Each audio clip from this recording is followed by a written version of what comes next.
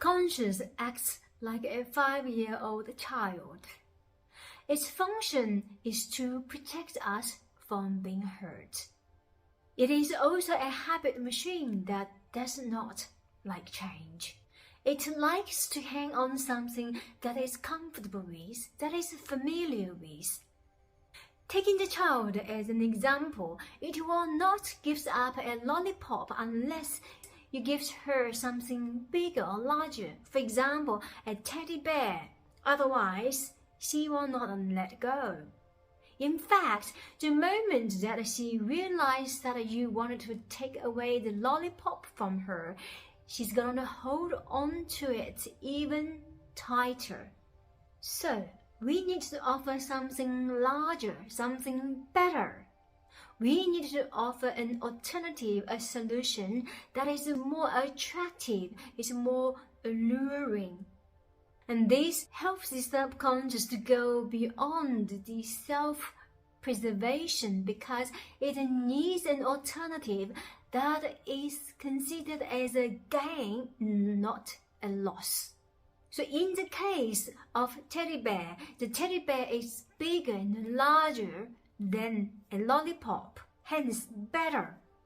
The subconscious also prefers the increment of numbers. For example, 2 is better than 1. Therefore, the subconscious prefers more rather than less. The subconscious also prefers metaphor and understands its deeper meaning. And the subconscious avoids pain at all costs because change can be painful, and therefore the subconscious does not like to change. Remember, the subconscious prefers something that is familiar with or is comfortable with because it's a habit machine. It will repetitively doing what it's already been doing for what it is known of, what it is comfortable with, unless it is an incentive for it to act otherwise.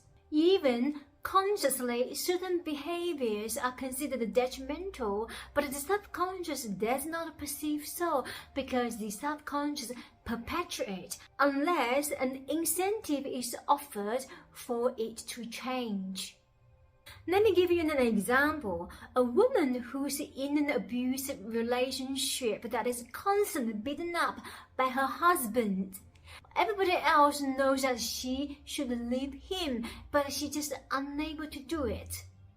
What people don't know about her is that her father is also alcoholic, whom beat up her mother when she was a child. Subconsciously, she learned that relationship means abusive, and she is conditioned to abuse. And that is what she was comfortable with, what she knew as relationships. Since the subconscious does not like change, it will attract and maintain what she already knew or familiar with. And that is why she isn't able to make the change unless the change is perceived less pain than enduring the current relationship, because change can be painful. Hence, in many situations, for a person to leave their current relationship or to seek alternative medicine, the subconscious needs to change. And the pain to change needs to be less than what the person is currently suffering. So, if the pain to change is less than the pain the person is already suffering, then the gain is less pain. We begin to think or desire for change. That is because the current system, the culture that we are in, the group or the society that we are in, the common understanding that we have aren't enough to offer the comfort that subconscious desires. It causes conflict to the comfort level that the subconscious desires and seeks for. Therefore, the subconscious will begin to look for new understanding, and this is the time when the person is open to new concepts, new method, new ideas, and new approach to heal their physical condition, their relationships, their professional situation. Common ideas or opinions such as being in a relationship is better than being single, or having $1 million in the bank is better than having $100,000 in the bank, or having stable, consistent income is better than working for your dream job. But all of those might have been at the cost of our well-being, of the inner peace, and of our health. When the social norms, the common understanding and opinions no longer serves our inner peace, no longer serves what the subconscious desires, then the person will begin to think or seek for opportunities of change. That is the benefit of peace, inner peace, constant joy, or being trauma or pain-free needs to be obtained and understood completely, so the subconscious will then knowingly make the change. However, if the subconscious has never experienced such bliss, such peace, such state of freedom, it may or may not desire to change at all. That's why some people may not receive the change that they deserve or desire.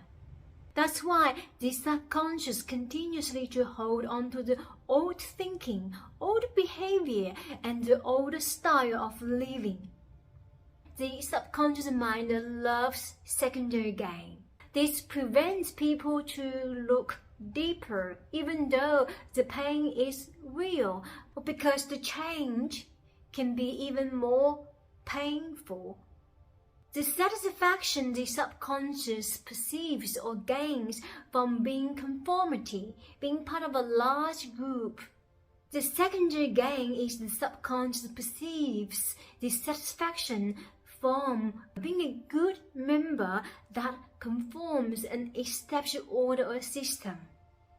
And this keeps them hold on to their current belief, because the satisfaction comes from the desire to fit in, to be proper, or to be a good member of a society, of a group, of a religion. This prevents them from change or follow a new system, a new belief, a new method, a new order.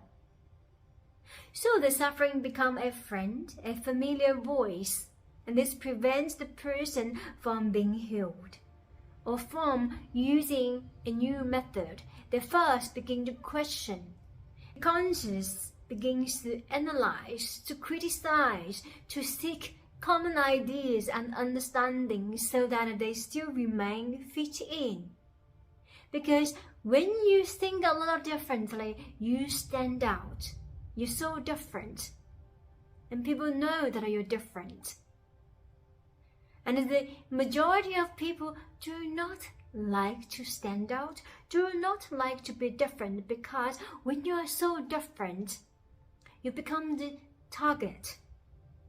And that is not a comfortable position to be in.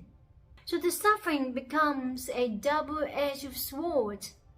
And that is why many cannot leave the suffering completely unless the gain is so obvious. The gain can be perceived by the subconscious that is absolutely larger than their current suffering. And this brought light into losses.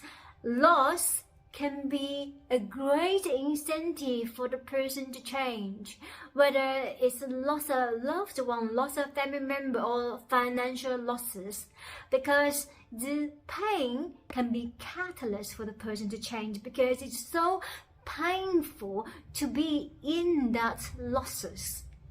Therefore, the person begins to, or subconsciously, they are automatically seeking for better ways to survive, better ways to live, so that they experience less pain.